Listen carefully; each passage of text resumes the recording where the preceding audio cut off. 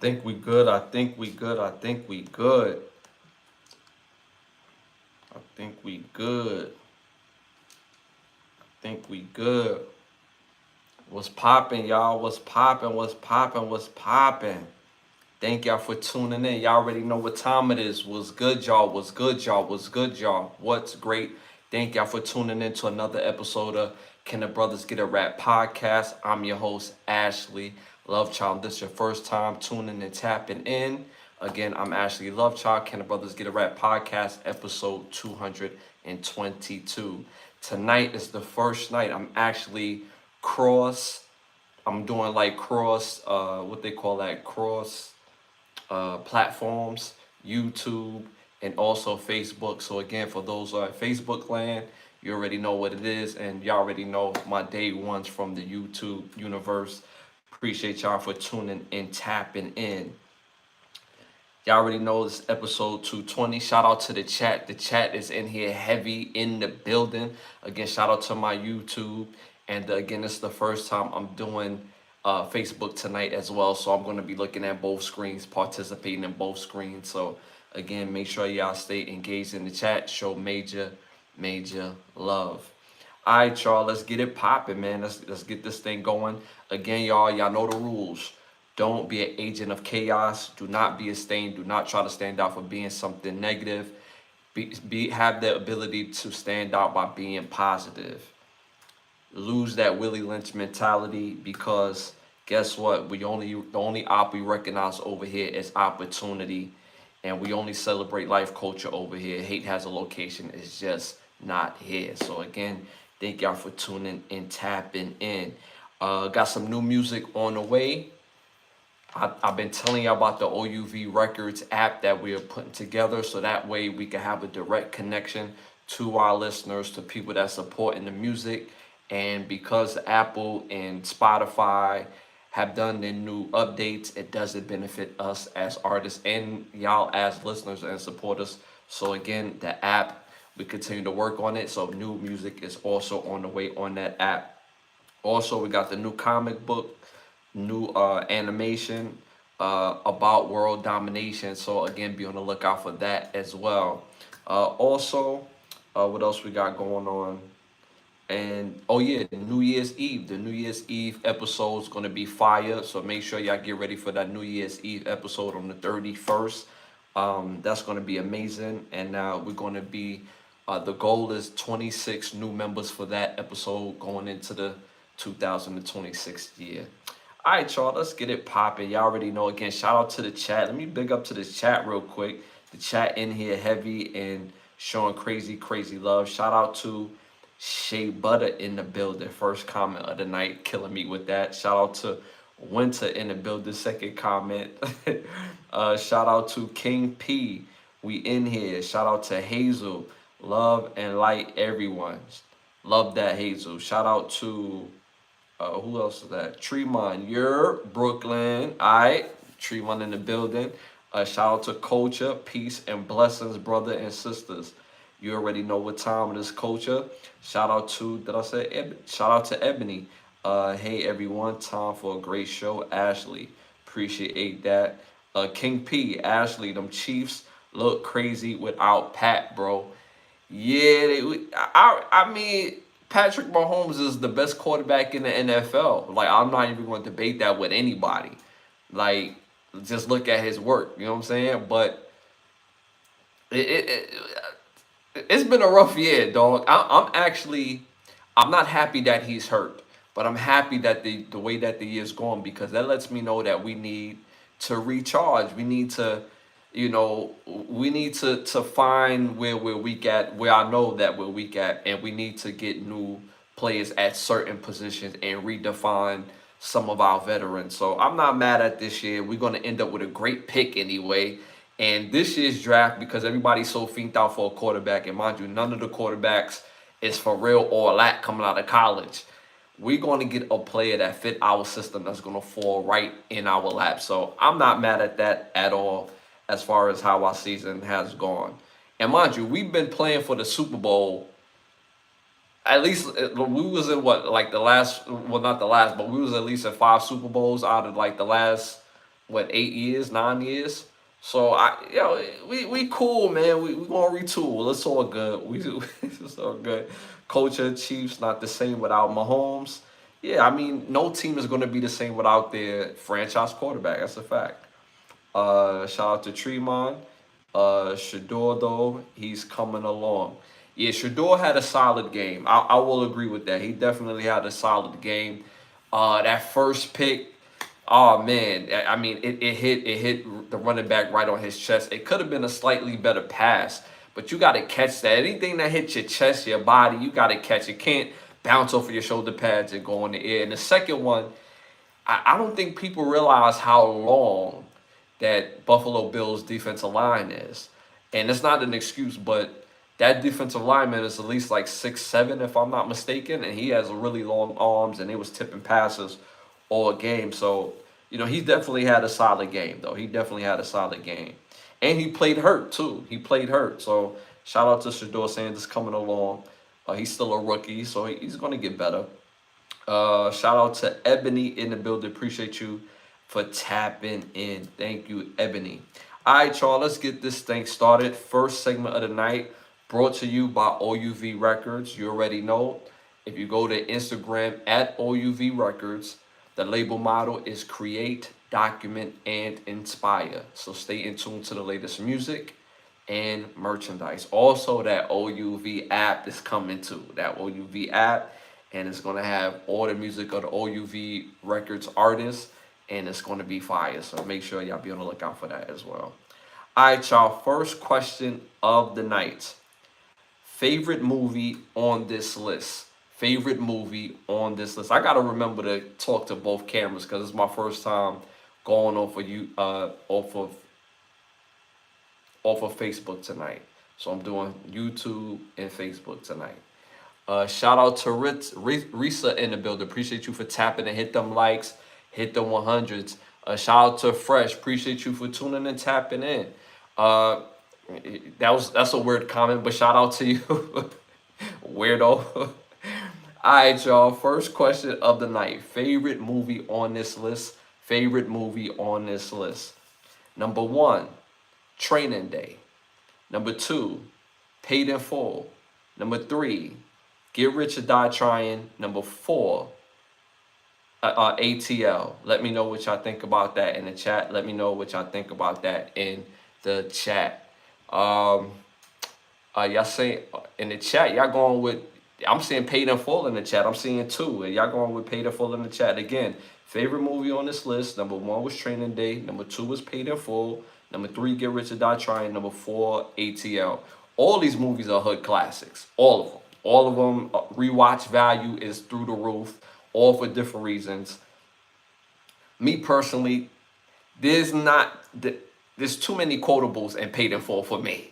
I'm going to say Paid in Full. I could watch Paid in Full any and every day, from the depiction of Rich Porter by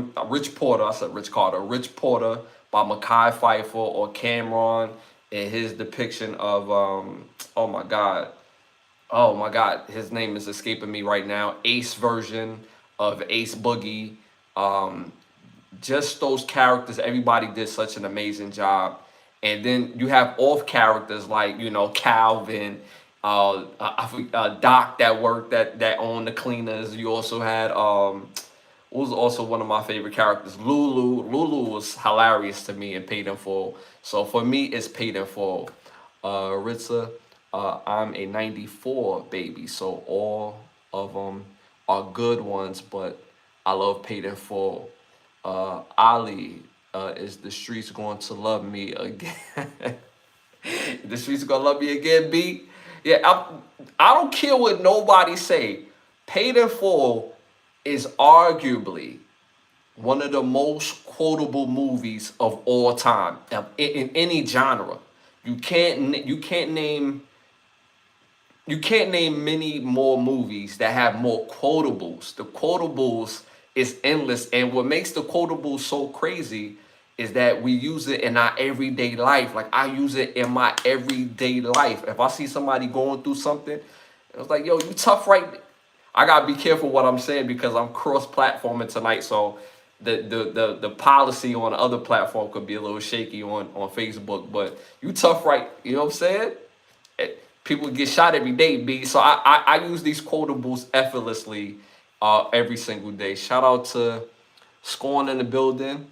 He said Nas, Goodfellas, Cold Switching. Yeah, I mean these movies are absolutely fire. I love Training Day as well. Big fan of Paid in Full and the arc in Paid in Full. And ATL is a cool movie. It's cool. It has its moments, but for me, it's Paid in Full all day. I'm agreeing with y'all in the chat. Majority of the chat said Paid in Full.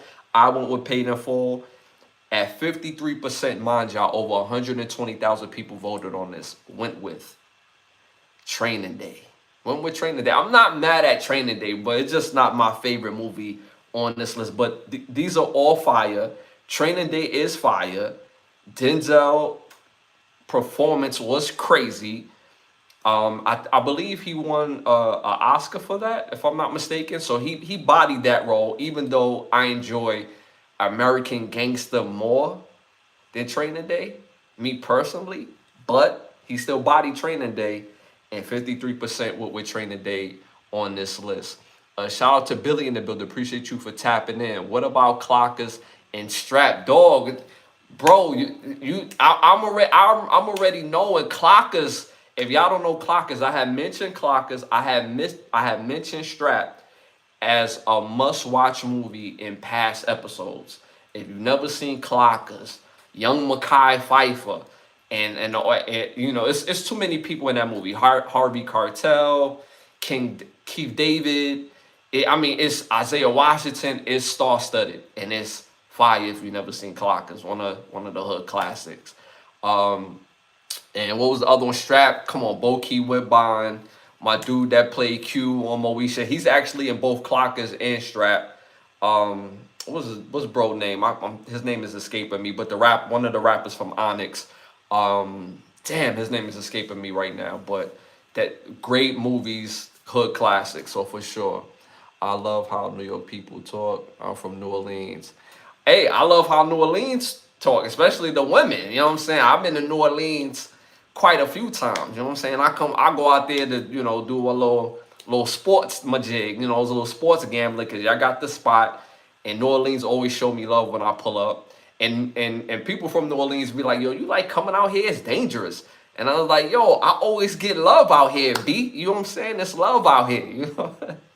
So I love the way New Orleans people talk, to be honest with you, with that lingo. I met a woman not too long ago from New Orleans, like out here where I live. And you know, so she had a chance. She just didn't, you know what I'm saying? You know what I mean? So, you know what I'm saying? Oh, I love American Gangster. It came out around Katrina. Remember that. Give Me a Classic. New Jersey Drive is another classic. I had made mention of that on another show as well as a must-see movie. Fire must-see movie. One of my favorite scenes in New Jersey Drive is when they pull over the cop and they talking on the loudspeaker to the cop. And you know what's crazy? I ran into the lead actor in that movie this was like years ago. This was like 2004-ish. And I was working with a company and he was working in a barbershop as a barber. I was like, you know, the younger version of myself, like, yo, bro, you're a big star. Like, what are you doing cutting hair? You know what I'm saying? I didn't say that, but that's what I was thinking. You know what I'm saying? But he killed that role, the lead actor in that movie. He bodied that. But yeah, I'm going to give y'all a classic. Y'all say give y'all a classic. What's my favorite movie depicting Bumpy Johnson? Damn, I just had it. Hoodlum. If y'all never seen Hoodlum, best depiction of Bumpy Johnson. I know y'all seen like Godfather of Harlem. That's the older version of Bumpy Johnson. If y'all want to see young YN Bumpy Johnson, you know what I'm saying?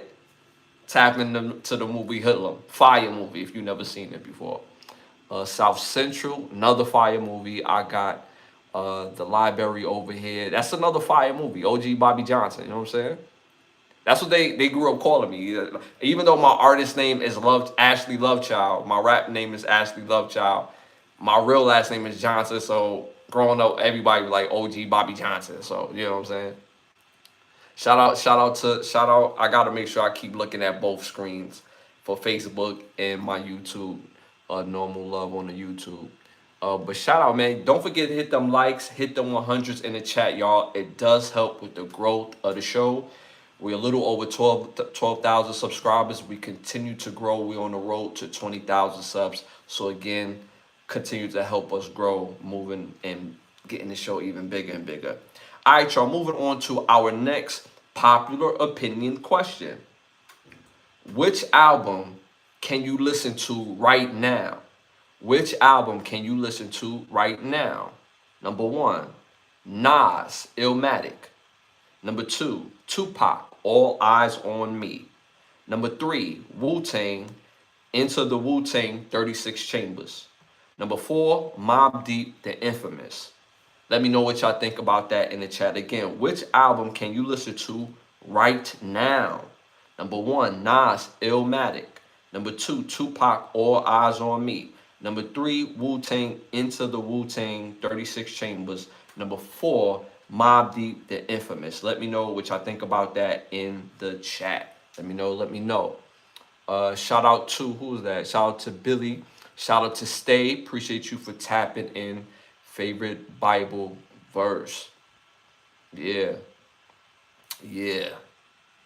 I'm not a Bible thumper, but I believe in God. God is king. But I'm not a Bible thumper. No. And it's crazy. My parents was like raised in the church. I was raised in sports. Yeah, I ain't trying to hear none of that baby. Nah, I'm playing. But my parents was raised in church. Me, I was really raised in sports. Boxing, football, basketball. And I got into music a little later, but you know what I'm saying? But yeah. Sports is a religion. You know what I'm saying? I'm just letting y'all know that. Sports is a religion. Just trying to tell y'all. You know what I'm saying?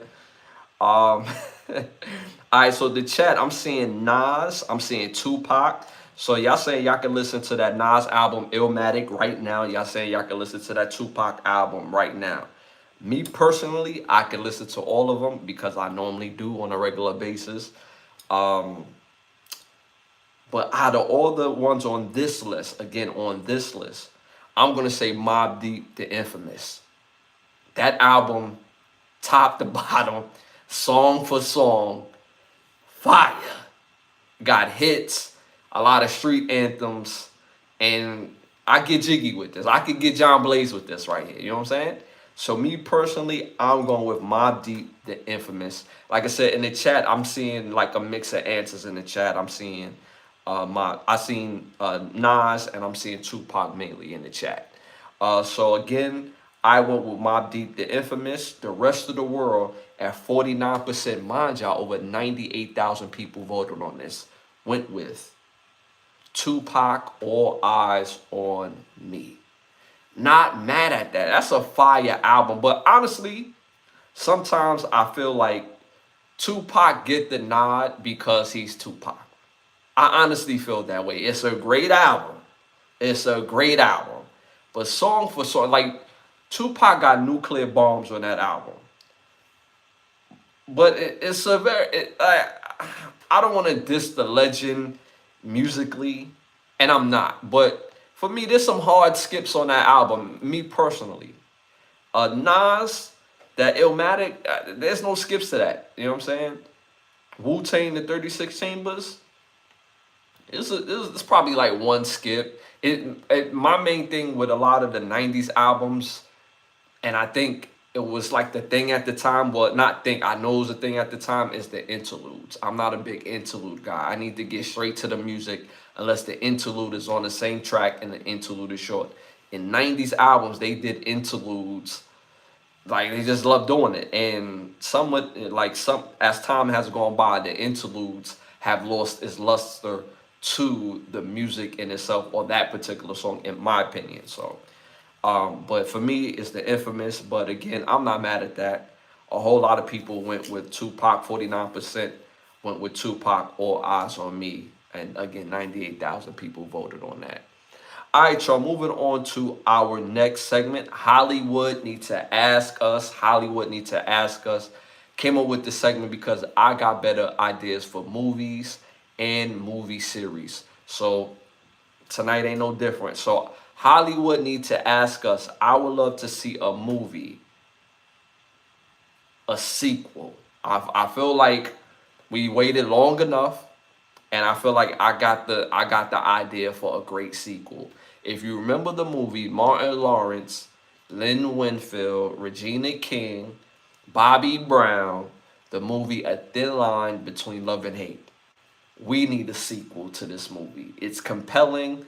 People are still interested into the story. And I mean, it will be a great movie. I think this will be a fire part two, especially if it's themed around Martin's character and Regina King's character settling down. Because remember, he was a ladies' man in the first one, and he ended up with Regina King. So let's say he settled down. They have a grown child, a grown daughter. She's out in the world doing her thing. And she happens to meet a suave, about his business, young boss in the game. And they want to get married. Lo and behold, the young boss, the young, executive happens to be Lynn Winfield's character, Brandy, her actual nephew. And the nephew is a part of a generational revenge to Martin Lawrence. And so I think that will absolutely be fine. Obviously, the genre will be drama thriller. It will be rated R. And of course, you got to bring back Martin Lawrence, Lynn Winfield. I would cast Keith Powers as Lynn Winfield's nephew. I would cast Ryan Destiny as Martin and Regina King's daughter. So I think that's my main cast. I would bring back Bobby Brown. I would bring back who else was good in that first one? Everybody was good in that first one. I'll bring back Tracy Morgan. Um, Damn, I would bring back Miguel Nunez. That was such a good cast and funny and versatile. So I would bring back that cast. I would have Jordan Peele direct this. Jordan Peele. This would be fire with a Jordan Peele flair. And as the art director, I would make Hannah Beecher the art director for this movie. So that's my Hollywood Need to Ask Us for this episode. I think that would absolutely be a fire movie. People would enjoy watching it. The intrigue will be there. Martin Lawrence in his bag, in that funny element, in that funny elk in that movie. That's prime Martin right there for those who have never seen A Thin Line Between Love and Hate. The only thing with that one is that Martin directed it and he did such a great job, but he says he doesn't want to direct movies, so that's why I put in Jordan Peele for this one. So that's my Keep the Lie Alive. I'm just Keep the Lie Alive. That is my Hollywood Need to Ask Us for this episode. All right, y'all. Moving on to our must see. Y'all know I'm gonna give y'all 3 fire must see movies to tap into. So make sure y'all tap into these movies. First movie to tap into came out in 1988, directed by Chris Thompson. This movie cast Jason Bateman, China Phillips, Elmira Brooks, Sasha Jensen, Jack Wagner, and Bernie Colson. This movie is called Moving Target. Fire movie, y'all. Fire. I'm not going to spoil it for y'all, but it's about a young man having to go to band camp because his father was relentless in sending him to band camp. And you have to watch the rest of the movie. Again, this is not a spoiler at all. So make sure y'all tap into that movie. Second must-see movie came out in 2014, directed by Mikhail Solomon. This movie stars Maria Bello, Ann Dwell, Olympia Drakis, Will Harris, and Joan Jett. This movie is called Big Driver. This movie is wild. This is about a lady who's basically an author, and she's going to do her book signings, doing her book reads, and you have to watch the rest of the movie. I won't ruin it for you. It is a fire must-see movie. Third and final must-see movie came out in 1990, directed by Phil Jonah and Michael Lee Barron. So it's 2 directors to this movie. This movie stars Sean Penn, Gary Oldman, Ed Harris, Robin Wright, John C. Reilly, and John Toretto.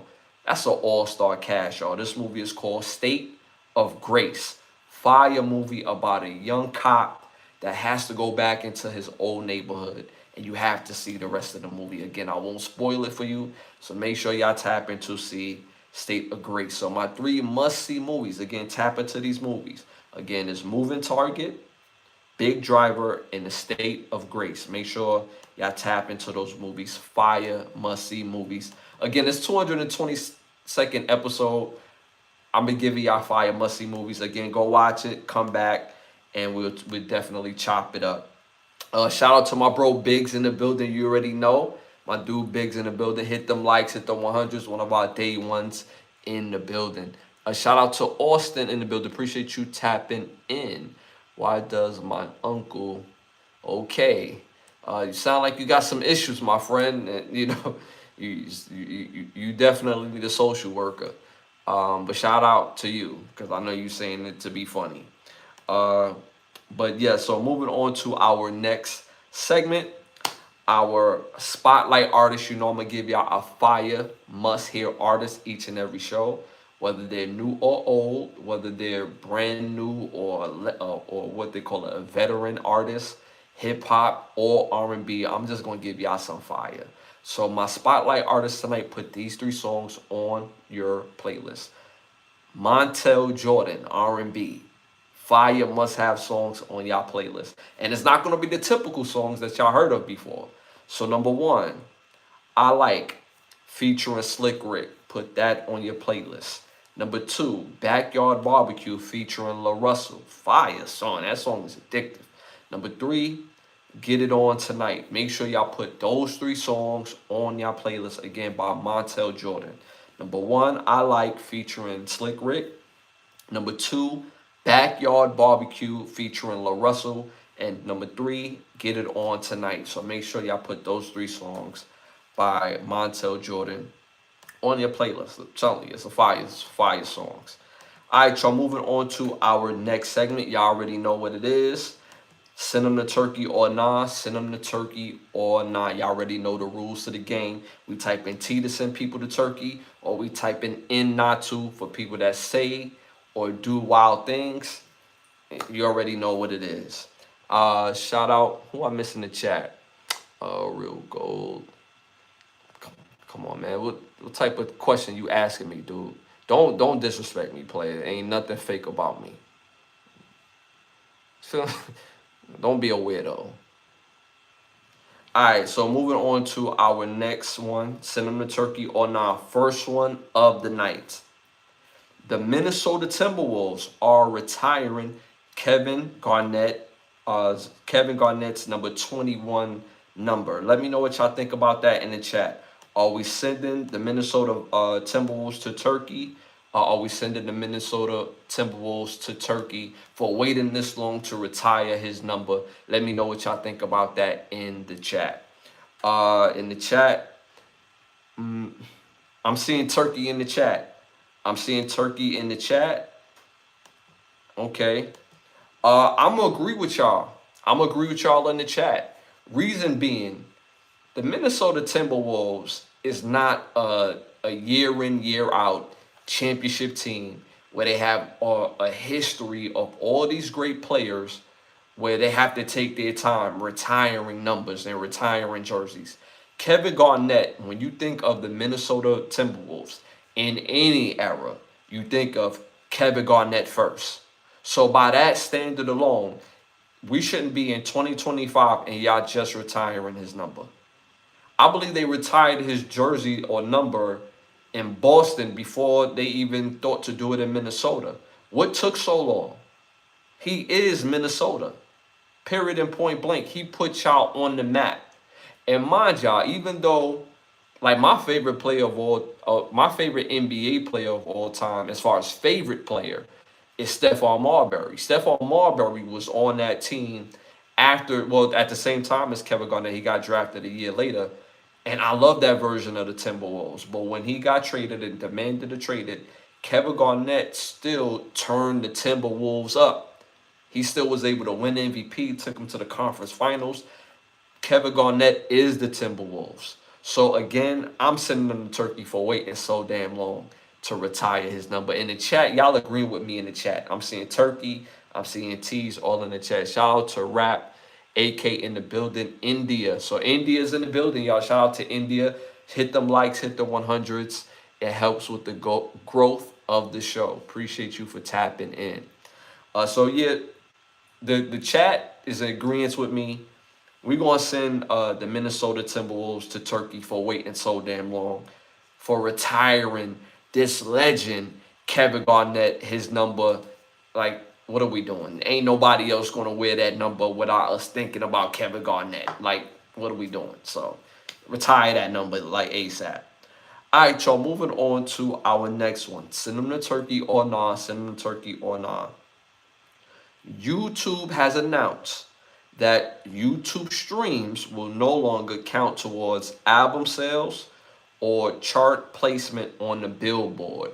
Let me know what y'all think about that in the chat. Are we sending this to Turkey or not? Are we sending YouTube to Turkey or not for not allowing the streams off of YouTube count towards the Billboard moving forward? Let me know what y'all think about that in the chat. For me as an artist, I'm gonna send this to Turkey. All views added up, it counts.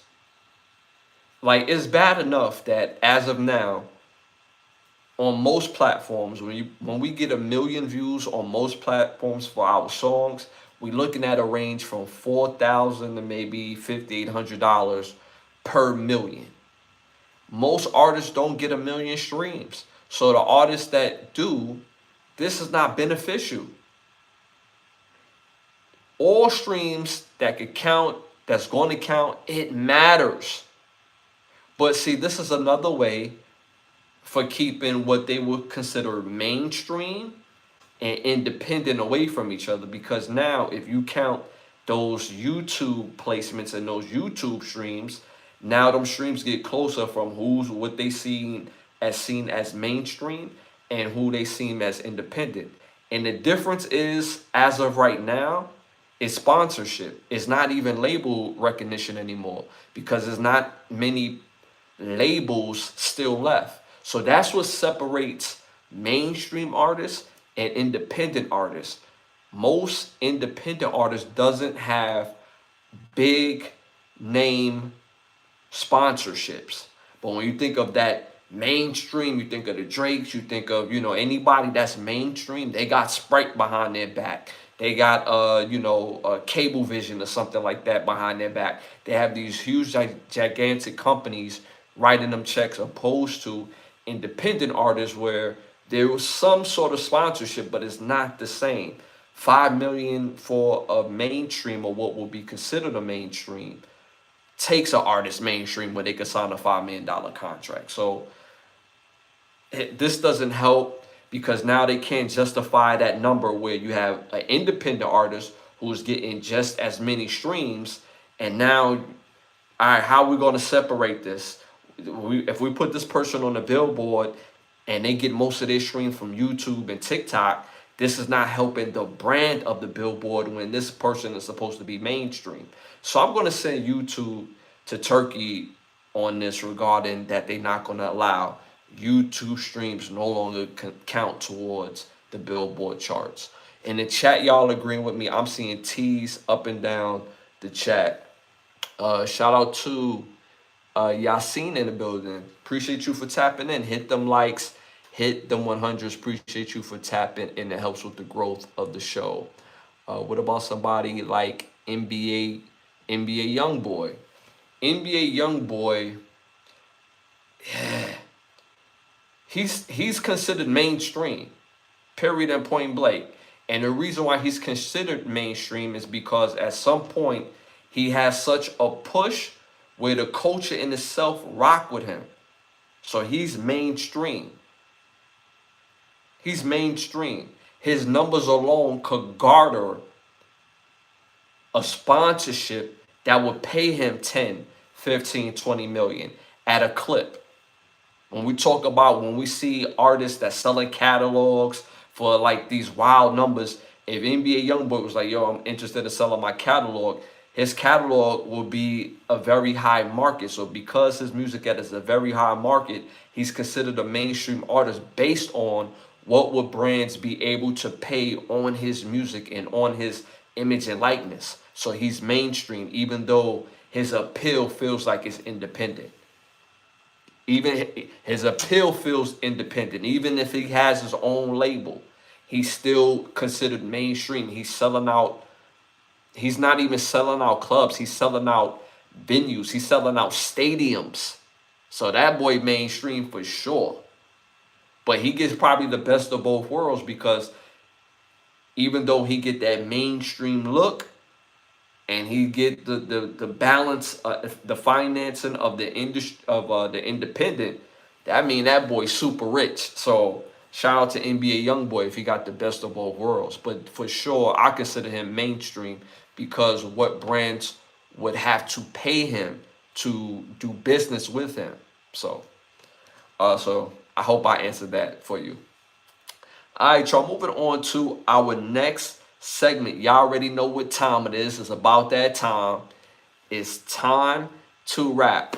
This segment is brought to you by Button Snaps, where you get the finest of movies, shows, documentaries, all for your viewing pleasure of $4.99. Again, that's Button Snaps. That's the word button, hyphenated sign, and the word snaps.com. Again, that's the word button, hyphenated sign, and the word snaps.com. First hot topic of the night. Woo, this one has been going crazy on social media, y'all. So the streamer Ty Lil and as a female streamer, Jordan, I believe her name is Pauline, is accused. Well, Jordan Pauline has accused the streamer Ty Lil of SA, of gape.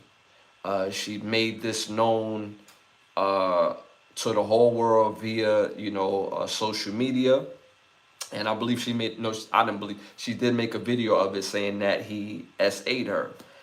Since then, Ty Lil took some time, got with his legal team, and then responded with receipts.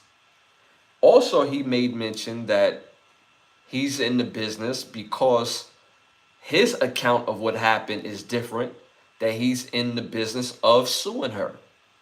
And his receipts was very compelling, that refuted the gape situation to the streamer Jordan Pauline.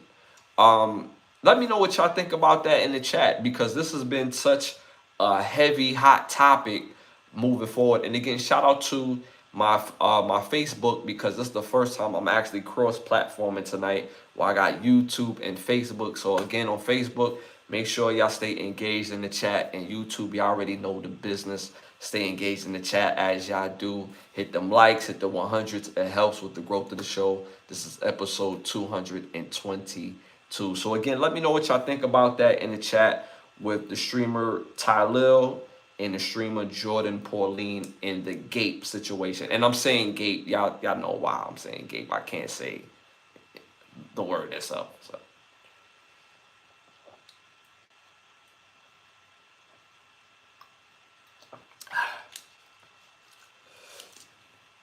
So, me personally, looking at the situation, she came out and was very convincing about her accounts of what happened. But I have to be honest. When these allegations came out, I did not believe it. And there's a reason why I didn't believe it. Not to say that this couldn't have happened, that this didn't happen. But again, Ty Lil receipts is very compelling. And it only drove home what I already thought. And the reason why I don't believe that he did this is because I've seen his parents. What do that mean, Ash? Meaning that I've seen his mom and dad on his stream.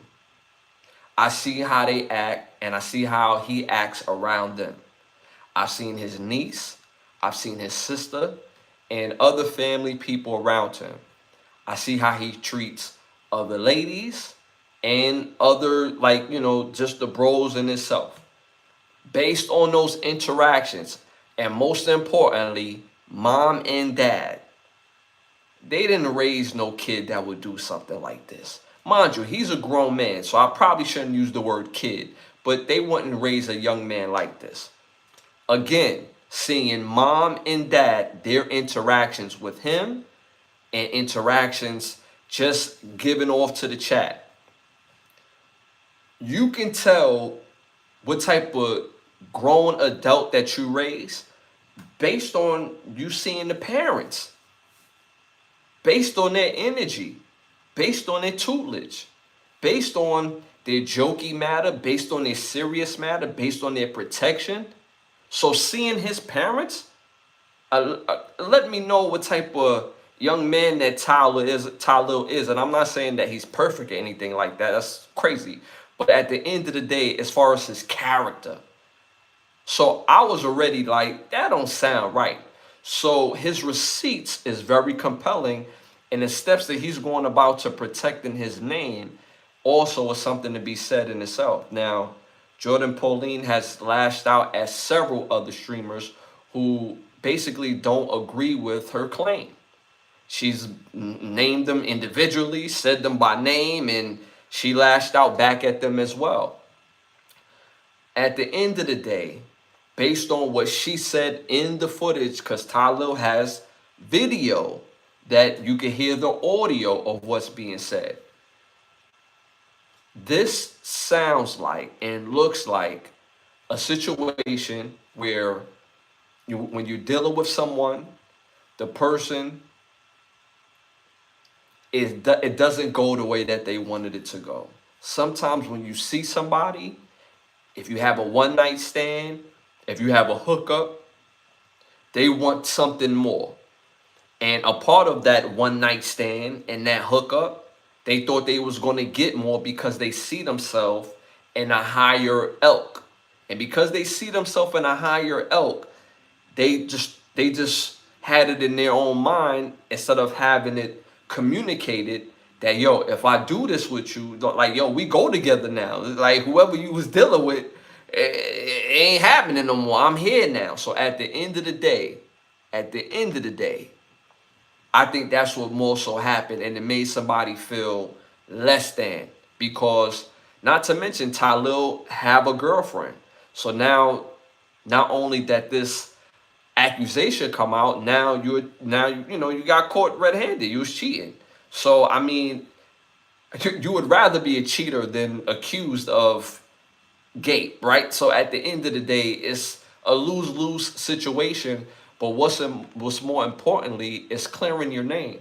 Because once you get into an elk where somebody says that you gaped them, that's very hard to clear the name. Because even if you haven't, it's going to be in the back of somebody's mind like, yeah, he on that. When something like that happens, somebody else could try it to like, yeah, it's a pattern. He does this to women. So it's very important that men keep their name clean of this type of accusation, because it takes a lifetime to make your reputation. It takes a moment to ruin it. So I honestly, I hope that he continues to go about clearing his name, because that type of accusation on any man is not cool. That type of accusation on any man ruins this reputation, not just for him, but for his family. So I hope he go about the business is doing what he needs to do to clear his name. And this leads me to my next question, y'all. Should women, and I've asked this on a previous show, so this question is not exclusively to this particular situation. Should women be charged for making false accusations if finding out that it was a false accusation? Let me know what y'all think about that in the chat. When it comes to gape, should women be charged going to jail if they made false accusations of gape and come to find out through evidence and through real motive that, that didn't happen? Should they have to do jail time? Let me know what y'all think about that in the chat. Shout out to my bro Biggs in the building. You already know. my dude. Shout out to Facebook. Shout out to my YouTube. My first time cross platforming. Shout out to y'all. In the chat, they saying yes. They saying yes in the chat, and I'm agreeing with the chat. I'm agreeing with the chat. I have to, because we have to have these deterrents when there's receipts. When people do the background, and it's not hard to get receipts when you keep real receipts.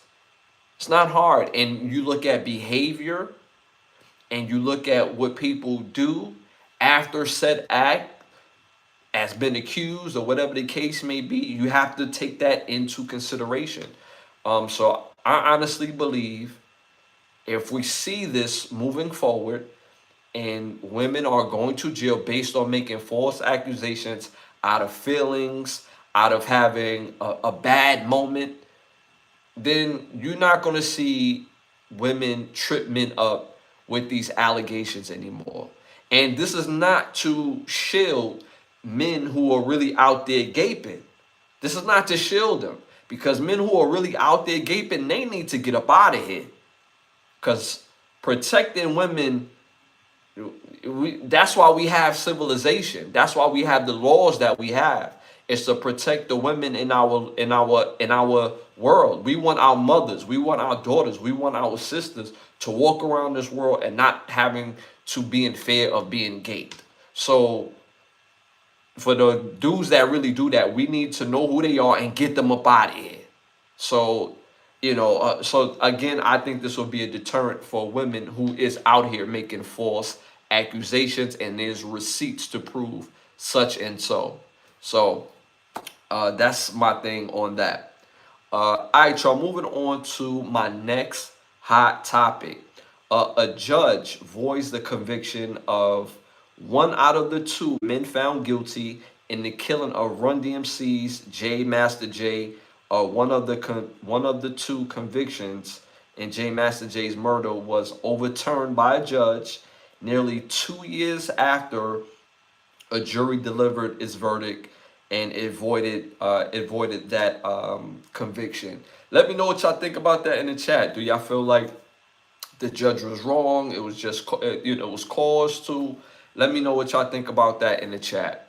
I'm gonna give y'all a second to let me know. And again, shout out to the Facebook, shout out to my YouTube. This is the first time I'm actually doing cross platforms simultaneously, and I have to make sure I'm looking at both cameras. So it's kind of lit. I kind of like it. You know what I'm saying? It's kind of fire. All right. So me personally, when you look at this case and you look at the evidence that had these convictions in the first place, honestly, motive, and if somebody was really there, it's going to matter. They saying it's lack of evidence is really overturning this conviction. It's lack of. So stay with me for a second. Just because it's lack of evidence doesn't mean he did not do this. So imagine letting somebody out on the street that actually did this. But it's because of lack of evidence. But originally you had him convicted. Now, if this young man actually was not a part of this, and the lack of evidence just proves his truth, then okay, cool. I wasn't there that night, but we're going off based on what the police are saying. So I mean, it's interesting to think about J Master J and what he meant to hip hop and that area of Queens. So, I mean, was it justified? Of course not.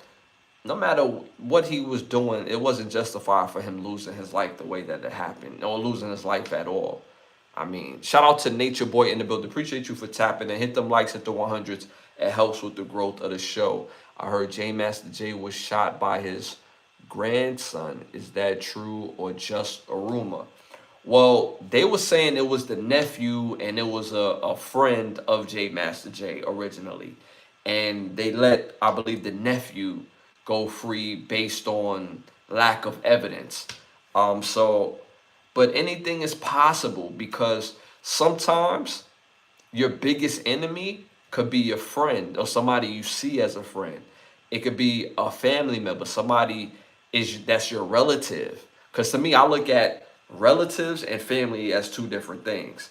So you'd be surprised the type of energy that some relatives may have for you, and you got nothing but good energy for them. But you'll be surprised, especially if their perception of you lives in their mind rent free. That's the scariest place that you could be, is in somebody else's perception. So shout out to CC Motion. Appreciate you for tapping in. What up, my brother? Appreciate you for tapping in. Hit them likes, hit the 100. You already know it helps with the growth of the show. Episode 222. And if y'all was wondering why I keep looking back and forth, it's because we cross-platforming on Facebook as well. So again, appreciate you for tapping in, CC Motion. All right, y'all, moving on to our next hot topic. The Weeknd sells his music catalog for $1 billion. Let me know what y'all think about that right in the chat. Let me know what y'all think about that in the chat. The Weeknd sells his catalog for $1 billion. Me personally, see, I'm just always of the mindset, right? If they willing to pay you $1 billion, how much could you really have made 20, 30 years on owning your own music, right? But honestly, and I said this before, most artists sell their catalog is because this is the most money they're going to make at one time, period, and point blank. And some artists, not all, but some artists are cash broke. They have a whole lot of expensive things. They still cash broke. Rich people can be broke because of the lifestyle. We've heard of Odell Beckham Jr. We're not going to say that he's not rich or he made over $100 million in his career just with his career earnings, right? Not even to mention endorsements and sponsorships, right? So a lot of artists that sell their catalog is cash broke, and it's the most money that they ever going to make ever. And then most importantly, they don't know how to make $1 billion with their catalog. They don't have access to certain companies that how the people that are buying the catalog have access to. So that's why you're seeing a lot of artists selling their catalogs. But $1 billion though, dog. $1 billion though, dog. I mean, I'ma listen. Me personally, if I don't, again, based on what I just said, if I don't have the information that would help me to make $1 billion on my own and keep in my catalog, then I will sell my catalog for $1 billion. But it makes me wonder, if they're willing to write me $1 billion check today, how much are they going to make 20 years from now on my music? Now, obviously, having my history in finance, I know what to do with $1 billion, right? But we're just talking about from the music in itself. So maybe this is a time where certain artists just know when to cash out. You work hard all your life to be in the studio, doing shows. You got to pay for the videos. You got to pay for this. You got to pay for that. And this is his ride in the sun. So I'm not mad at $1 billion at one time. Shout out to the Weeknd for that. Shout out to Nature Boy. I just sub. Appreciate that. Appreciate the sub. That means they plan on making money off him for generations. Absolutely. Absolutely. But see, some people will say, like, damn, like me, if they willing to pay you $1 million today, how much are they gonna make, right? And automatically, when you do business, you paying the fraction. So if I'm willing to give you $1 billion, I know how to make 20 billion off of this. You feel what I'm saying? So, and like you said, for generations. So I hope the Weeknd is able to pivot and take that billion and make his own 20 billion. You see what I'm saying? So that type of money though, that's different type of money, y'all. $1 billion is different. That's different type of money. That's That's NBA franchise, NFL franchise type of money right there. So me personally, I'm not mad at 1 billion. And for me, based on my history in financing, I know what to do. You know what I'm saying? So I hope the weekend has him a plan getting this 1 billion. I hope he don't go crazy spending it and doing stupidness. Some people say you can't spend 1 billion. Yes, you can if you're reckless. We see these NBA, NFL players all the time with all types of money and they go crazy. 20, 30 years from now, we're going to be looking at, you see how the NBA players making 40 million a year, the guys who are great, 20, 30 years from now, players are going to be making 80, 90 million a year. And we're going to be like 80, 90 million a year. Like that's what? Look, think of 30 years ago. Great players in the NBA 30 years ago was making like 8 million a year. If you was making 8 million a year 30 years ago in the NBA, it's like, yo, you got a lot of bread, kid. It wasn't until Kevin Garnett and a few other guys that hit that 100 million mark, but their 100 million was like 6 or 7 year deals, if I'm not mistaken.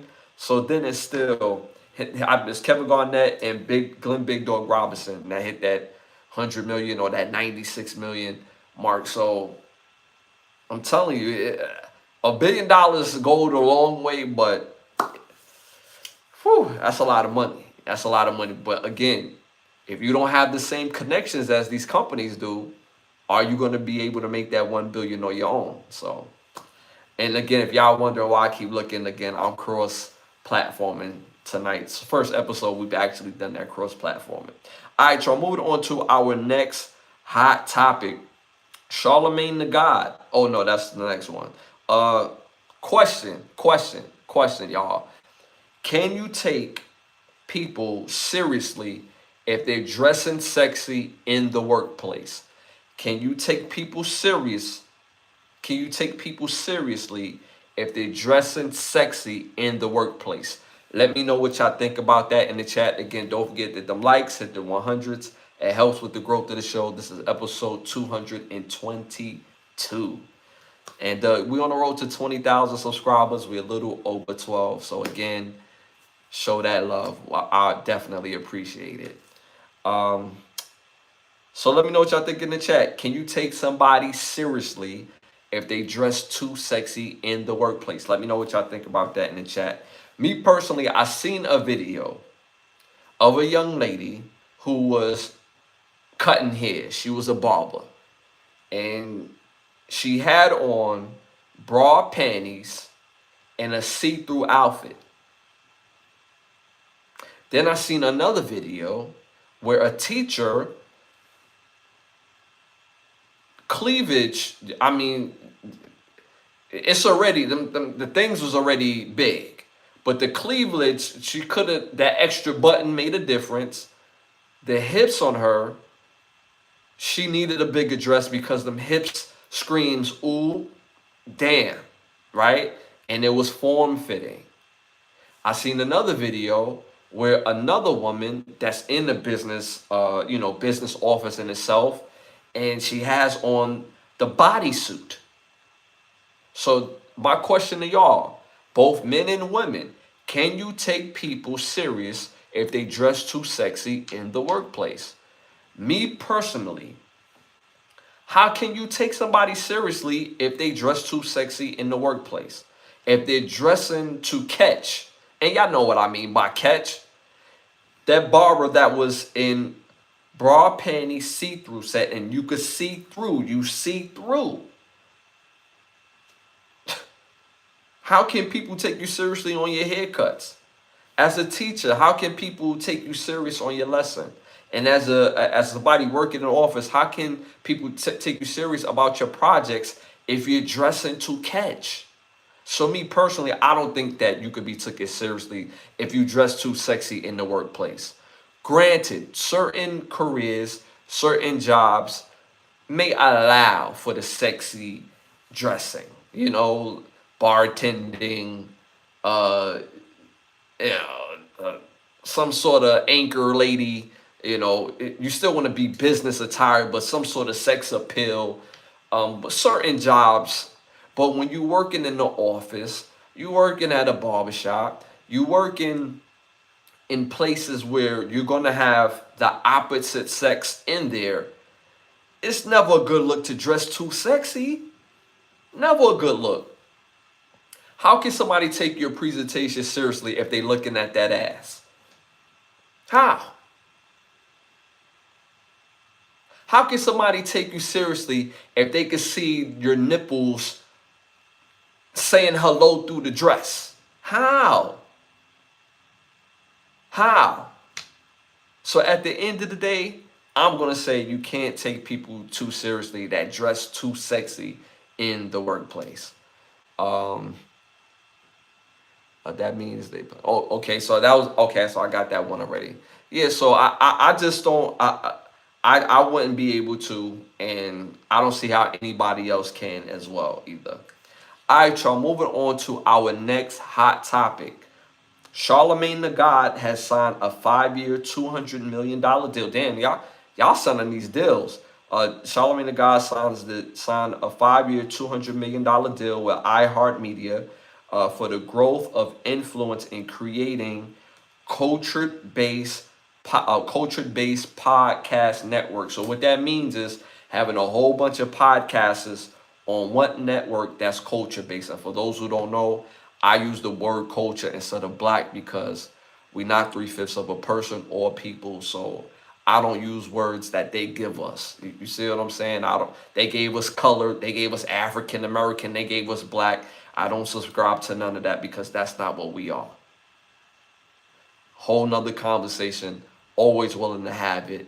But for the sake of the actual segment in itself, let me know what y'all think about that in the chat. Again, Charlemagne the God signs a 5-year, $200 million deal with iHeartMedia in the growth influence because of his influence in the growth of creating a culture-based podcasting network. Let me know what y'all think about that in the chat.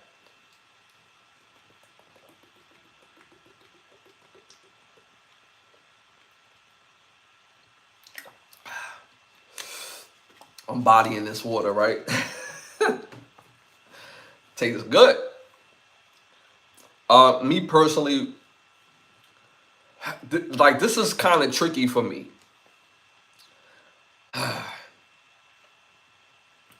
On one end, I definitely rock with this. Definitely rock with this. Mainly because the end game is to put other people on with something to say that could use the exposure. And with that exposure, it takes their podcasting to the next level via their network. On the other end, Charlemagne the God have had a history of putting other people on in podcasting and giving them the right information. But there's things that he has said in the past that always felt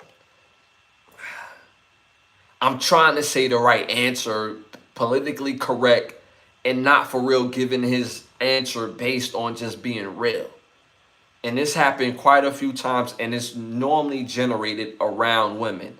So I feel like there was a lot of times that I have to be honest that Charlemagne the God was just kind of like he basically I can't think of the word right now, but he was basically like just putting on for the women instead of just being honest when it came up to hard conversations regarding women. And it's all different type of the word is escaping me again, but all different type of opinions based on all different type of things said about women in different subjects. Women has always been the subject, but different things regarding women. When women are included into this, he has a big tendency to put on for the ladies instead of just saying an honest opinion, and it's not so like lady woman based. So that's the part of it that I'm kind of like, But again, I have to give him credit for putting other people on in their space and allowing them to grow and build. Like, for those who don't know, he gave the information to Noriega and helping him build Noriega's platform, Drink Champs. And Drink Champs went on to Smoke Champs, and he's helped several other former artists, rappers, people in media getting their own space and place in podcasting, and it took off. So that in itself has to be rewarded and has to be, mentioned. Again, I'm gonna be fair about this, but it's things that's the word I was looking for, placating. That I felt like he placated on several different things about women. That it was like, yo, bro, like, you're not gonna lose your base if you just tell the truth. It's cool. It's cool. So I just felt like he placated on too many, different times when the women was in a subject of matter in anything. Shout out to Vic in the building, one of our day ones, one of our big bad shoulders. Appreciate you tuning for tapping in, man. You already know, hit that like button, hit that share button, and hit them hearts in the chat. It helps with the growth of the show. Again, shout out to my Facebook, cross-platforming tonight. First episode that we're doing that tonight. So again, thank y'all for tuning and tapping in. All right, y'all, moving on to our next hot topic. Another coach get caught up in the matrix, y'all. Get caught up in the pipeline, clogged in the pipeline. Ohio University coach Brad Smith was caught having an affair with an undergrad, a student at the university, which just calls for his removal as head coach of Ohio. Let me know what y'all think about that in the chat. I'm gonna keep it a buck with y'all when it comes to college coaches. These are grown men. And let's keep it real. They're having relationships with students who happen to be grown. Is it inappropriate? Only based because of the contract. The contract simply states, as the coach, you cannot have relationships with students on the campus. So because of that, it's going to be cause for your removal. That's the only reason why it's inappropriate. Other than that, you're an adult, you're dealing with an adult, hey, have at it. We can't have it both ways in this country. Can't have it both ways, period. It's either you're an adult or you're not. And if you're an adult dealing with another adult, cool. But if your contract says, yo, you cannot do that, then you're a fool. You're a fool. And, I told the story about Sharon Moore,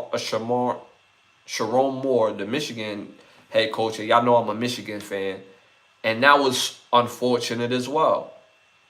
And I hope Sharon Moore lands on his feet. But at the end of the day, the contract is the contract, bro. You knew the rules. You cannot be messing with students on the campus said by your contract. And now you're going to lose all your money, your reputation, maybe your family. You put that all on the line for some on-campus booty? Come on, man. Like, dismiss me with that. There's plenty of fine-ass faculty women on campus that you can get at if you know what I'm saying, you need a little slide. And some people say, well, why would he even cheat? Let me let y'all know something. Men who are busy, like coaches spend hours in the damn gym, in the film room. They spend hours. They smash the closest thing near them. All busy men smash the closest woman near them. Simple and plain. And the longer they're around, the more they're going to be smashed. Anytime you get penis, I have to be careful what I say because we got Facebook and they got their own rules. But anytime you got penis and vagina in close areas, something is going to get effed. Correct? So, let's be real about this. So that's why you see a lot of men who are rich, who are famous, who are busy, they smash the closest thing near them. Period, point blank. It's almost like having camp eyes. For those who never, played football before, there's a term called camp eyes. Like when you first get to camp, and the lunch ladies and the people at the facility at your camp, they look like lunch ladies on the first day. But when you're in camp for 2 weeks, on that 10th day, lunch ladies start looking like Kelly Rowland, looking like Beyonce. Like, oh, I didn't know it was like that. Sarah. Ooh. Then and still, the rules are the rules. And you put all that on the line, the money. You killed your security for somebody that you could have dealt with that lined in the rules. So these coaches are idiots, bro. It's just idiotic. It's an idiotic thing to get caught up for, and they know the rules. They tell their players about rules all the time, and they don't know the rules in the real world. So yeah, they idiots on their own, making idiot decisions. But I do hope that Sharon Moore lands on his feet, even though he made an idiotic decision. And he's paying the price, man. That's one thing about men in this country. When we mess up and the world find out, we're going to feel every bit of that. We're going to have that cut, and y'all going to pour salt on the wound. So it is what it is. Shout out to my dog, Vic. Conflict of interest. That's a fact. It's in the contract, Vic. It's in the contract. I agree with you. Conflict of interest. You messing up your money on. Shout out to Nature Boy. I don't feel bad for these coaches. I don't feel bad for them either in the sense that they knew the rules. You knew the rules. It said don't mess with the student body on campus. There's enough fine faculty women on campus, on any campus. Trust and believe. I went to a school where the guys used to complain, yo, there's not enough chicks up here. I'm like, yeah, I don't know about y'all. It's good for old ass, you know what I'm saying? Like, I'm making do what it do, kid. You know what I'm saying? So, give me lemons, I'll make lemonade. You know what I'm saying? It's enough fine women on any campus. Mind you, some campuses, it's crazy. But in college, wherever there's a university, there's another college, there's another university not too far away where you have beautiful women, faculty women that you could deal with. So simple. You're rich, you're famous. Some of these coaches, I don't want to say they ladies, man. I don't know, but if they got any type of game, like if you could get a kid to come to your school, you could get a girl to drop her drawers. I mean, come on, like what are we talking about? So you gotta have you at least got some game, got your money on, you're famous, you the coach. Talk anybody out them drawers. You know what I'm saying? So again, I don't feel bad as well. Vic, you stupid, talking about all backdoor business, never know. I'm saying, like, but again, they didn't speak on no backdoor business. They just spoke on them dealing with student faculty or faculty members that they can't mess with. It's in the contract. So that's what they was talking about. Baby got back. Kobe did the same. Please check. Yeah, I mean, I'm telling you, like, if y'all never played any sport before and have never had to go to camp, it's hard for me to put this. Like, I think I said it perfectly. On the first day of camp, the lunch lady looked like the lunch lady. And the reason why I say the lunch lady is because when you play for a team, they have servers. So the servers will come out and bring you your food. On that first day, they look like servers. But on that, like, 6th day, you're around dudes all day. The only women you see is at lunchtime, and they bring you the tray. It'd be like, oh, yeah, she look like Kelly Rowland today. Okay, look, come here, chocolate. Yeah, I like brownies. Yeah. You know what I'm saying? So both folks get hungry. You know what I'm saying? They gonna want to eat, B. Again, shout out to Facebook. Again, it's the first night that I'm actually cross doing cross platform. So again, shout out to Facebook. Again, don't forget to hit them likes, hit the 100s. It helps with the growth of the show. All right, y'all. Moving on to our next hot topic. Rapper Wiz Khalifa sentenced 9 months in Romania for drug possession after his appeals overturned an earlier ruling. Let me know what y'all think about that in the chat. Again, rapper Wiz Khalifa is sentenced to 9 months in Romania for drug possession after his appeals have overturned an earlier ruling. Let me know what y'all think about that in the chat. From Felicia to Moesha. That's a fact, bro. That's a fact. That's a fact. Well, what was Felicia's sister name in the movie? I know it was played by Nia Long, but I think the sister name, that character name was what, Debbie? I think it was Debbie, so Felicia turned it to Felicia to Debbie. You know what I'm saying? Well, I get it, Felicia to Moesha, yeah. You know what I'm saying? But yeah, it's a fact. You know what I'm saying? Dana. Yeah, so the only thing that kills me about any of our celebrities, whether they're artists, entertainers, athletes, when you go into other countries, bro, learn the country's laws before you just up and going around thinking that they on USA time. Because they're not on USA time. It's not the US, bro. So you better learn these countries before you go there thinking that you're going to be on your type of time.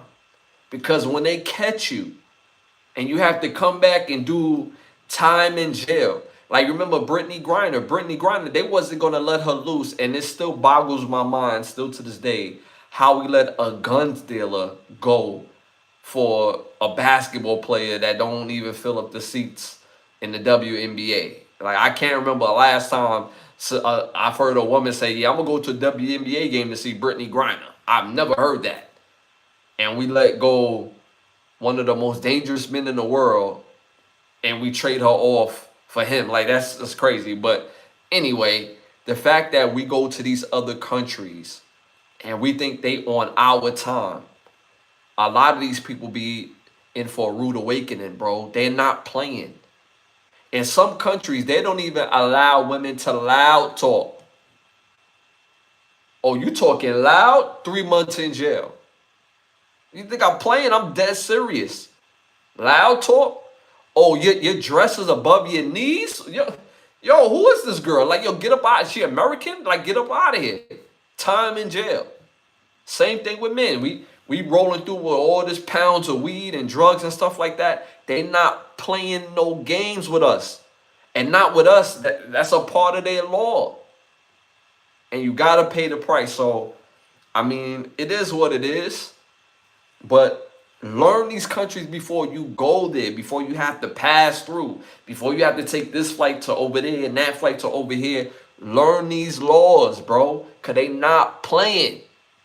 Shout out to Vic in the chat, Switzerland. If you smell like weed, saying it's not a game. Learn these things because, again, when they lock your ass up and you're looking for sympathy, you're not going to get it over here. It's not going to happen. And not just from, I'm not talking about from a me standpoint, but I'm talking about from actually getting the proper legal help to get out of that situation. Because at the end of the day, that's all that matters is the proper legal help. So, I mean, it's unfortunate that Wiz Khalifa got to do the 9 months, but learn the laws before you go there. Because these people are not playing in other countries. So, shout out to Vic, who's your dad. Shout out to, okay, somebody's statement just got redacted from YouTube. Shout out to you. That's that Chin. Shout out to Chin in the building. Hit them likes, hit them 100s. It helps with the growth of the show. Thank you for tuning and tapping in. If it's your first time tapping in, I'm Ashley Lovechild, and it's the Ken and Brothers Get a Rap podcast. No way Wiz got arrested. Yeah, he's looking at 9 months. He's looking at 9 months in Romania for drug possession. So, again, I'm telling all people, learn these other countries' laws before you go over there and thinking they on USA time, thinking they gonna be on our time. They not. They not playing. Uh, 50 finna, 50 finna get out. Oh, yeah, he's been in there for a minute. Yeah, yeah, Fetty been in jail for a little minute now. Oh wow, that's wild. It ain't safe like America over there. And at the end of the day, these other countries deal on a different type of program. And as Americans, we cannot go over there talking about, yo, we do that in America. Nah, we don't want to hear that, baby. When you over here, you do what we do. That's why I don't like when people come to America and they like, well, back in my country, we do this and we do that. That's disrespectful. Go back to your country, because in America, we can't go to other countries and be like, yo, back in America, we do it like, go back to America, bro. What you talking about? You can't be disrespectful in other countries and you American. You may not make it home, bro. But in America, we let people disrespect our country. Like, that has to go both ways too. We can't allow that type of energy as well. Uh Cain Vasquez made parole in February. Yeah, he made parole in February. Shout out to Facebook and shout out to YouTube again. First episode on cross platforming. All right, y'all. Moving on to our next hot topic. My pick six is in. NFL pick six is in. College football picks.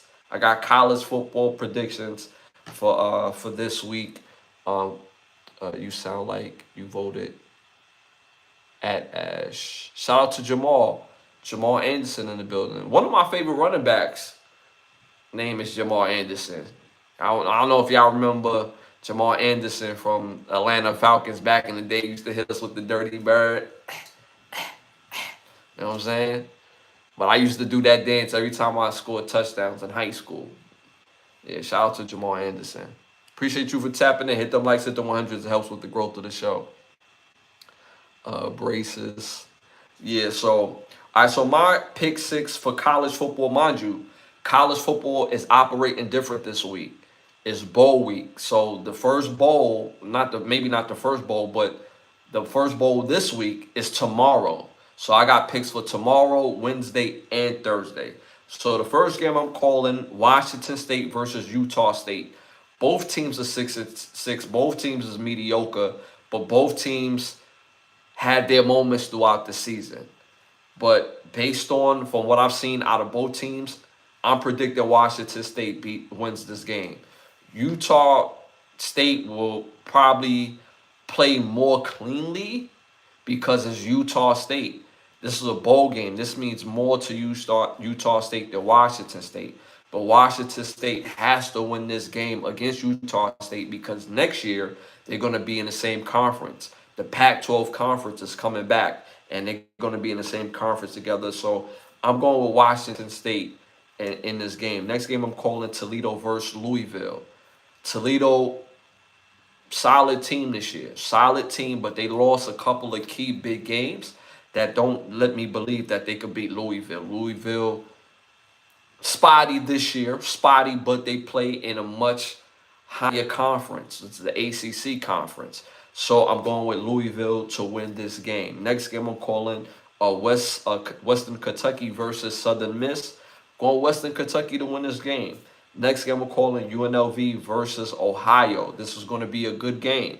But like I told you, Ohio just had to get a new interim coach for that position. So I'm going with UNLV. Anytime you changing coaches, practicing is hell because you don't know what's going on. The schedule is going to be weird. UNLV is going to be much more prepared. Next game I'm calling California versus Hawaii. I got California winning that game. Next game is Central Michigan versus Northwestern. I got Northwestern beating Central Michigan straight up. Northwestern is just a better team. This might get nasty. It might get ugly. So I got Northwestern beating Central Michigan. I have California beating Hawaii. I have UNLV beating Ohio. Western Kentucky beating Southern Miss. Louisville beating Toledo. Washington State beating Utah State. And that's my college football picks. And again, this is college football, and it starts tomorrow. This is basically, the holiday, so it starts tomorrow. Shout out to the chat. 5 Lime in the building. Appreciate you for tapping and hit them likes, hit the 100s. It helps with the growth of the show, my dude. Not really. Washington State will win 31-17. Okay, I said Washington State will win. UNLV will win 40-24. I got Louisville on that too. Louisville. I got UNLV on that as well too. So we got 2 out of the 6 together. So that's my college football picks. Now, NFL picks is in. Let me take a look at this last game. Okay. So I got the last game right. I was waiting for the Patriots and the Ravens game to go off. So let me just update the score real quick. Okay, so the first game I called was the Rams versus the Seahawks. I predicted the Seahawks will win this game. They won 38-37. The Seahawks could have easily lost this game. They was actually down. The Rams had this game in hand. Seahawks came back, but Seahawks just looked really good. I never would have thought that they would have been down in this game. But, the Seahawks just got the juice. The only thing that's holding the Seahawks back for real, you just never know what you're going to get out of Sam Darnold week to week. If he plays well, they will win. Simple and plain. If he plays well, they would win. So, and I like to see that. I like the fact that Sam Darnold has made a turn. But I have to make mention of this. Sam Darnold has gotten over half a decade to develop. And he's still mediocre. He's a average NFL quarterback. Sometimes he look good, and sometimes he look like he looks terrible. So to me, that's mediocre play. But if he plays well, they win. They have a solid team on both sides of the ball. Next game I called was Packers versus the Bears. I said the Packers will win this game. I thought they was. Jordan Love did get hurt. Malik, what's Malik last name? The backup quarterback from Liberty, the kid from Liberty, the quarterback from Willis, I think Malik Willis came in the game, played well, had an opportunity to win the game, but they lost. They lost to the Bears 22-16. Caleb Williams had some outstanding plays. And if Caleb Williams play on time, he would damn near be unstoppable because he make these plays that maybe 3 other NFL quarterbacks could actually make. He make these wild plays. He's been doing it at Oklahoma, at USC. He makes these wild, incredible plays. The plays he really messes up is average plays where he just need to be on time with the ball. So if he plays well and continues to develop, Caleb Williams could easily be a top 5 quarterback in the league. So they won that game 22-16.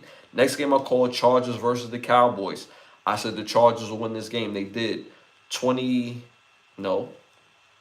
They won 34-17. Chargers look good, but I still think they're pretenders. I don't think the Chargers will make the turn in the playoffs to really make a playoff push. It's just the way that they built. They still probably a year or 2 away from really competing for a Super Bowl championship. But I said that they will win this game, and they did. Next game I'll call Jaguars versus the Broncos. I said the Broncos will win this game. They lost 34-20. Jaguars showed up and showed out today. They showed up and showed out. So shout out to the Jaguars for balling out. They had this game in check. And Broncos, their defense is so great. That's a scary defense. All the quarterback has to do on that team is just to play within the system. If he plays within the system, Broncos is going to be successful. But that defense is so electric. They so good. So I still don't count the Broncos out. especially with my Chiefs. We lose Patrick Mahomes. We don't look the same. So I don't count the Broncos out. Next game I call Steelers versus the Lions. I said the Lions will win this game. They lost 29-24. That game came down to the wire, man. That was a good game. The Lions actually lost that game on the very last play where they could have actually scored. And it was just kind of like a weird event. They had a play get called back. They had like a big gain. It was right in striking distance to score, and they called that back. It was a penalty, and they didn't score. So it ended 29-24. Steelers winning that game. Next game I called Patriots versus the Ravens. I said the Patriots win that game. They did 28-24. Patriots week in, week out, they are a complete team. Complete team. Offense, defense. They don't beat themselves. And their defensive players, they out there headhunting. Headhunting. I love watching the Patriots defense. They out there on business. They not playing. And their running backs be running like they got something to prove. So Patriots is a force of nature. They're definitely the team to beat in the playoffs, even with a young quarterback. Drake May playing very well. So that was my picks for the NFL. I went 3-3. I went 3-3 this week. I had the Seahawks beating the Rams. I had the Chargers beating the Cowboys, and the Patriots beating the Ravens, and they all won those games. And again, I lost the Packers, Broncos, and Lions. So that's my pick 6 for the NFL. I'm gonna have some new picks for the next episode on Wednesday. So make sure y'all tune in and tap in for those picks. And again, if y'all got y'all parlays, y'all doing money lines, or you just looking for selection, I got some good picks. So normally my picks is like 5-1, 6-0. You know what I'm saying? Not to brag, but that's what it normally be. All right, y'all, moving on to our next segment, our Keep the Lie Live segment. My Keep the Lie Live for this episode is discipline. It's discipline. How you going to excel without discipline? How are you going to excel without a plan? Ever since I was 13, I played for, when I was 13, I played for a Pop Warner team. And one of my coaches used to say this: anytime any of the players would say or say something, right? He will always say this: excuses are buildings of monuments to nothingness. Hope I'm saying the quote right. But he used to say that any and every time we had, when you're 13 years old, you're not trying to be accountable for nothing. So basically, at 13 years old, he was teaching us to be accountable for our actions, whether it was something done to us or for us. Be accountable for your actions. And it was a part of the discipline that they was teaching us just within the sporting culture, on and off the field. Learning how to not only manage our emotions, but manage situations. And understand that the outcome is the outcome. And whatever the outcome is, you have to accept it. And you have to use it to move it forward, whether you failed or whether you exceeded. So how can you exceed if you never failed? How can you succeed if you don't gain the discipline to help you succeed?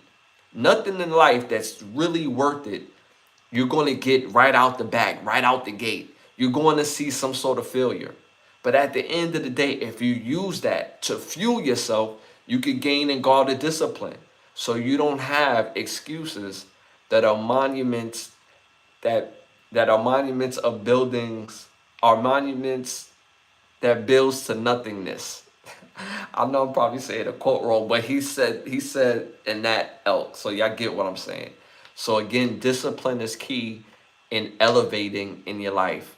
Regardless if you fail, regardless if you win, you're not always going to win and you're not always going to fail. Prepare yourself and do great. So that's my Keep the Lie Live for this episode.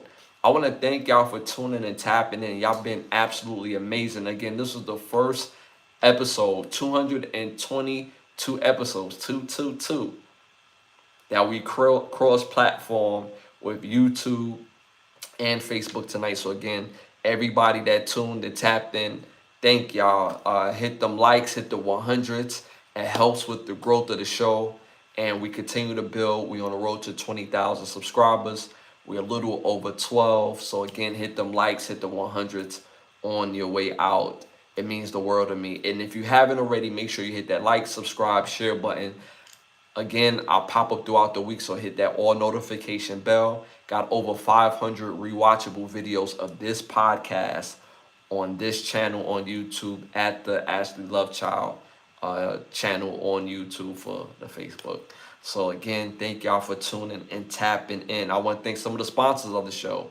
OUV Records, as you see right there, see right here, and Button Snaps. Again, where you get the finest of movies, shows, documentaries for your original pleasure, for your viewing pleasure of $4.99. Again, that's Button Snaps. That's the word button, hyphenated sign, and the word snaps.com.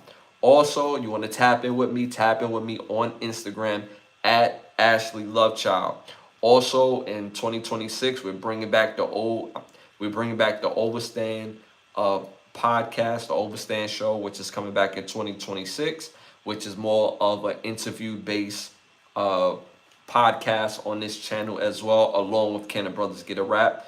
Also, we're going to have Ash, the GM, another podcast that will be here for 2026.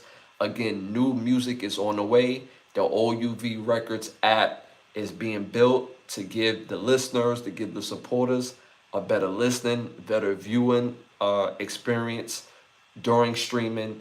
And again, because of the new updates with Apple and Spotify, they just do the independent artists dirty.